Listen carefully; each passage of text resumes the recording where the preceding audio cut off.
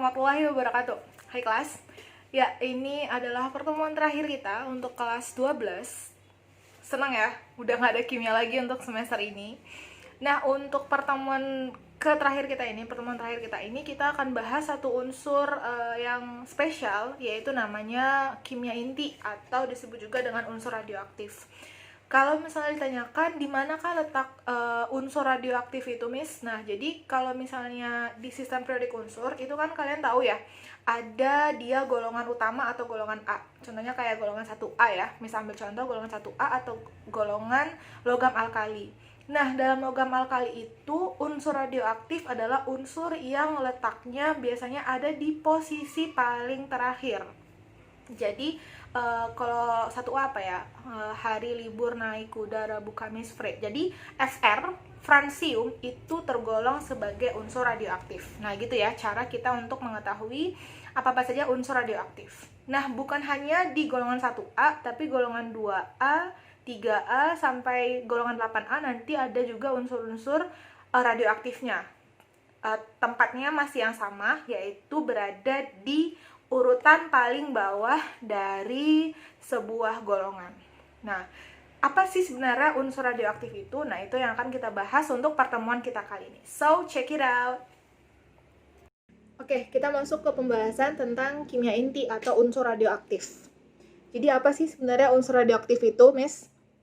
Oke, jadi unsur radioaktif atau kimia inti adalah sebuah unsur yang dapat memancarkan radiasi secara spontan. Berarti kalau spontan dia tiba-tiba terpancar. Nah itu dia, spontan, dapat memancarkan radiasi. Nah, radiasi ini adalah sejenis sinar tetapi memiliki energi yang besar dan daya tembusnya tinggi. Nah, dalam unsur radioaktif dikenal atau diketahui terdapat 3 jenis partikel sinar yang dipancarkan atau radiasi yang dipancarkan. Yang pertama itu ada sinar alfa, yang kedua itu ada sinar beta, dan yang ketiga itu ada sinar gamma. Nah, sinar alfa itu memiliki nomor massa itu yang di atas ya, yang ini. Itu sebesar 4, sedangkan nomor atomnya itu sebesar 2. Sedangkan kalau sinar beta itu sebenarnya sebenarnya sinar beta itu terdiri dari 2 jenis. Ada yang positron, ada yang negatif atau negatron.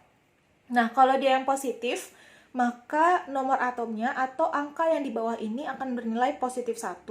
Nah, tapi kalau dia yang negatif, dia akan bernilai negatif 1. Nah, itu sinar beta ya. Yang terakhir adalah sinar gamma. Jadi kalau sinar gamma dia angkanya itu 00.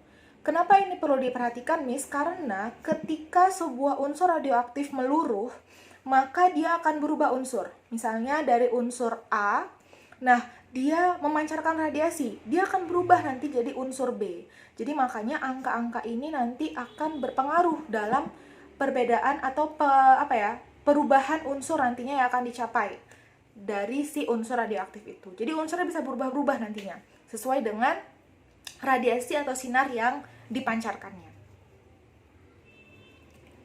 Oke, kemudian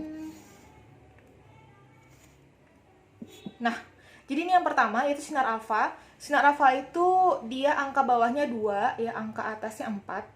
Nah, itu sama dengan unsur He atau unsur helium. Karena helium itu punya nomor atomnya 2 dan nomor masanya 4. Coba ingat-ingat helium itu dari golongan apa ya? Dia dari golongan gas mulia. Nah, di sini ada beberapa keterangan yaitu dia punya 2 proton, 2 neutron dan masanya 4. Kemudian dalam medan listrik dia berbelok ke kutub negatif. Daya tembusnya kecil, radiasinya itu sekitar 1,57 kali 10 pangkat 7 meter per sekon, yaitu sekitar 1/20 kali kecepatan cahaya. Berarti dia tidak secepat ya cahaya. Kemudian jika suatu zat padat memancarkan sinar alfa ditempatkan dalam tabung hampa udara, perlahan-lahan tabung tersebut akan penuh dengan gas helium ya dong. Dia memancarkan radiasi He. Berarti otomatis nanti dalam suatu tabung itu nantinya akan penuh dengan gas helium.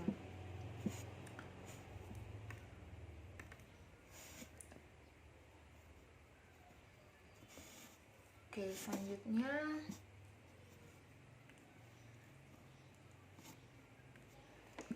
Selanjutnya yang kedua yaitu sinar beta. Tadi yang Miss bilang tadi ya, bahwa dia bisa dalam bentuk minus nantinya atau disebut juga sebagai elektron, dan juga bisa bernilai positif nantinya.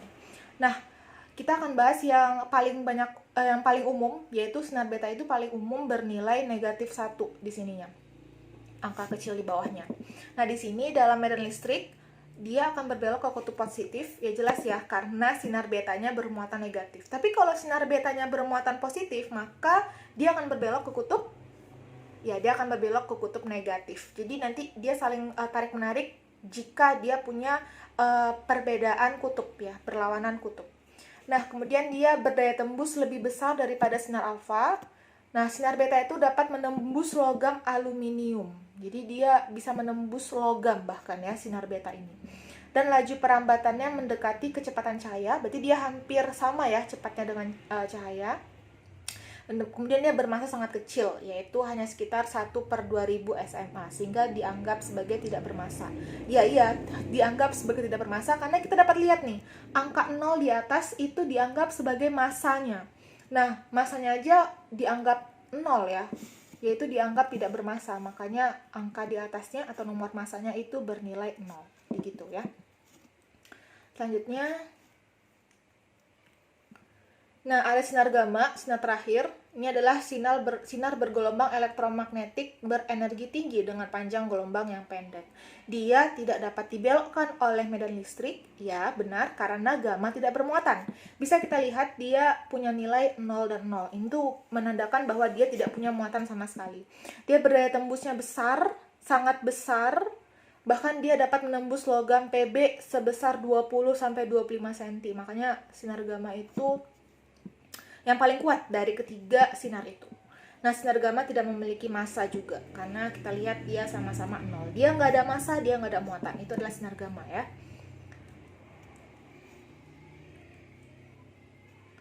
Oke, selanjutnya ini jenis-jenisnya. Ada positron, ada neutron, ya, ada alfa, beta, gamma, proton, neutron, positron, deuteron, tritron. Jadi kalau Z itu letaknya di bawah, kalau A itu letaknya di atas. Jadi harus ingat ya, Z di bawah, A di atas, di bawah, di atas, di bawah, di atas, di bawah, di atas, terus seterusnya. Z di bawah dan A itu ada di atas. Nah, ini dia. Oke, selanjutnya. Nah, ini dia. Kita bicarakan tentang peluruhan dulu. Yang pertama adalah peluruhan radiasi alfa. Nah, namanya peluruhan, kalau meluruh berarti letaknya nanti ada di bagian belakang atau letaknya ada di posisi sebelah kanan. Ini bisa dibaca sendiri nantinya. Misalkan langsung masuk ke contoh reaksinya. Nah, gini dia contoh reaksinya. Nah, ini rumus reaksi persamaan atom yang mengalami peluruhan radiasi alfa. Jadi ingat ya, kalau peluruhan letaknya harus berada di sebelah kanan. Karena dia yang memancarkan. Jadi dia menghasilkan. Jadi setiap yang ada menghasilkan atau berbentuk hasil produk letaknya di sebelah kanan. Coba kita lihat, alfa itu kan tadi sama dengan helium ya. Dia punya nomor atom 2, punya nomor massa 4. Nah, ketika uranium ini ya, uranium itu adalah salah satu jenis radioaktif. Ketika uranium punya nomor atom 92 dan punya nomor massa 238, ketika memancarkan helium atau memancarkan alfa, coba perhatikan, ininya akan berubah. Kenapa berubah, Miss? Karena dia dikurangkan 2. Karena yang 2 ini sudah dimiliki oleh He. Jadi sisanya berapa? Sisanya 90. Karena 90 tambah 2 jadinya 92. Yang atasnya gimana, Miss? 234 kan? Kan pertama 238. Nah, maka dia harus dikurangkan dengan 4 juga sehingga menghasilkan 234. Pokoknya kalau ini dijumlahkan dan yang bawah dijumlahkan, hasilnya adalah 92 dan 238.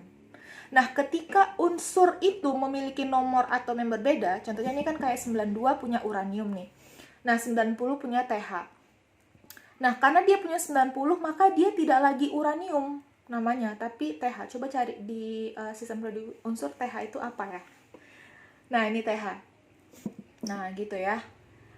Sama juga halnya dengan si Ra nanti ini, radon. Nanti radon juga akan berubah. Ini kayaknya bukan Ra deh. Nomor atom yang punya nomor 86 apa? Bukan Ra ini. Kita kita lihat. Jadi gitu ya. Jadi dia kalau setiap dipancarkan maka dikurangkanlah nomor atom sama nomor masanya. Nah, seperti itu ya. Next itu untuk yang radiasi alfa. Nah, kalau yang radiasi beta gimana, Miss? Nah, radiasi beta itu ada peluruhan beta negatif. Nah, kalau beta negatif maka ingat kalau misalnya dia peluruhan, maka letakkan si betanya ada di sebelah kanan, sama kayak si alfa tadi.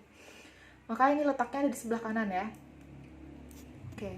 Nah, karena dia -1, berarti otomatis di sini 19, maka kira-kira berapa ya titik-titiknya ini untuk menjadi -1? Nah, gitu ya. Pasti 20 ya. Karena 20 kurang 1 sama dengan 19. Pokoknya patokannya adalah yang sebelah kiri. Itu patokannya adalah yang sebelah kiri. Nah, jadi kita harus menuju 19. Jadi kalau misalnya ada dia si kalium memancarkan beta negatif, maka dia akan membentuk kalsium karena dia punya nomor atom 20. Nah, jadi gitu. Sama halnya kayak hidrogen juga, ketika dia memancarkan beta negatif dengan -1, maka unsurnya yang akan terbentuk yaitu unsur helium dengan nomor atomnya 2. Nah, jadi seperti itu. Itu untuk peluruhan beta negatif. Next, untuk peluruhan beta positif, nah berarti dia ada positif 1 di sini. Nah, jadi reaksinya adalah, nah kalau misalnya di sini patokannya masih ingat ya, patokannya di sini adalah 7. Jadi kalau misalnya dia di sini positif 1, di sini harus 6. Nggak boleh 5 ya. Karena kenapa, Miss? Kalau 5 tambah 1 sama dengan 6, nggak cocok. Sedangkan di sini harus 7. Jadi disesuaikan dengan penjumlahan reaksinya gitu ya. Ini kalau dia positif 1. Kalau dia peluruhan beta positif. Nah, lain cerita kalau misalnya dia penangkapan elektron. Kalau dia penangkapan elektron, maka letak posisinya ada di sebelah kiri. Karena dia yang akan ikut bereaksi. Contohnya adalah ini. Nah, karena dia ikut bereaksi, maka ini 22 kurang 1. Langsung dikurangkan ya. Maka di sini hasilnya 21. Di sini 0, 44 kurang 0, jadi sama-sama 44. Jadi disesuaikan dia dengan angka dari sinar-sinar yang dipancarkannya. Kalau alfa dia 2 dan 4, tadi ya atas bawah. Bawah atas 2 dan 4. Tadi kalau misalnya dia yang positif, berarti dia +1 dan 0, kalau negatif dia -1 dan 0. Sesuaikan dengan bentuk perubahan dan unsurnya. Nanti kalau misalnya kurang jelas kita akan bahas lebih detail di Google Meet-nya nanti ya. Oke, next. Yang terakhir dari radiasi gamma. Nah, kalau radiasi gamma ini ketika sebuah inti atau sebuah unsur radioaktif memancarkan sinar gamma, maka nomor massa dan nomor atomnya tetap. Kenapa, Miss? Karena dia sama-sama 0. Jadi tidak akan ada perubahan. Jadi kalau misalnya 12,6 ya udah dia akan hasilnya 12,6 juga. Karena tidak perlu ada penambahan dan pengurangan. Oke, jadi itu ya untuk unsur radioaktif. Jadi unsur radioaktif itu adalah identik dengan unsur yang dapat memancarkan radiasi. Radiasinya tadi ada 3, ada alfa, beta, dan gamma. Jadi gimana cara kita untuk memprediksi unsur yang dihasilkannya? Perhatikan angka-angka yang ada di sinar-sinar radiasinya. Di angka-angkanya itu atas bawah harus diperhatikan. Oke, nanti kalau misalnya ada pertanyaan, kita akan bahas kembali di WhatsApp, di grup WhatsApp, dan di pertemuan selanjutnya.